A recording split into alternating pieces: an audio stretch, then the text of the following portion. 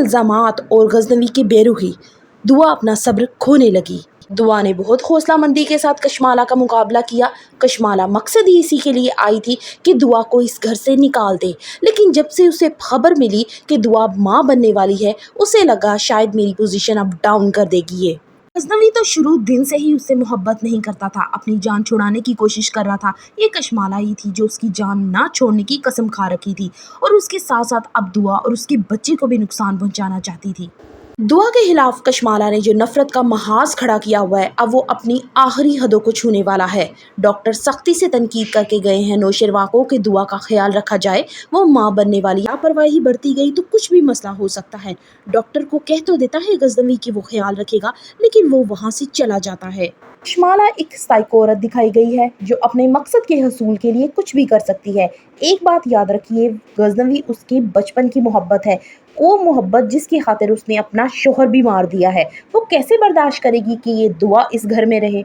लाख तबीयत की खराबी के बावजूद भी दुआ उठती है, किचन में जाती है और नौशरवा की पसंद के मज़े मज़े के खाने बनाती है कि नौशरवा खाएगा तो शायद उसका दिल चेंज हो उसकी तरफ से, कि दुआ अभी भी केयर करती है नौशरवा की। कशमाला को अच्छे से पता था कि नौशरवा कभी भी दुआ को घर से नहीं निकालेगा, इसलिए उसने बाबा साई और माँ साई का इस्तेमाल किया।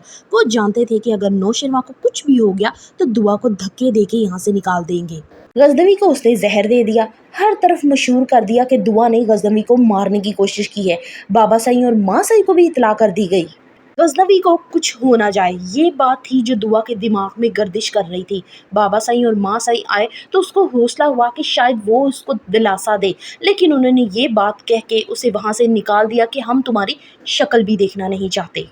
सरफराज वहाँ पे भी आ जाता है और सबके सामने तराफ करता है कि दुआ ने ये सब कुछ मुझसे शादी करने के लिए किया है।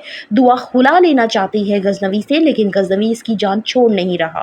जैसे ही अब गज़नवी ने रिकवर होना है, उसने साथ ही जाफ़र को लगा देना है इस काम पे कि सरफराज की हर ऊंच नीच पे नज़र रखे। जाफ़र सारी रिपोर्ट उठा के ले आएगा गज़नवी के सामने, तब साफ पता चल जाएगा कि कशमाला इस सारे खेल में मुलव्विस है। So for the reviews of Jaanisar drama, kindly subscribe my channel। Video अच्छी लगी हो तो एक लाइक तो बनता है।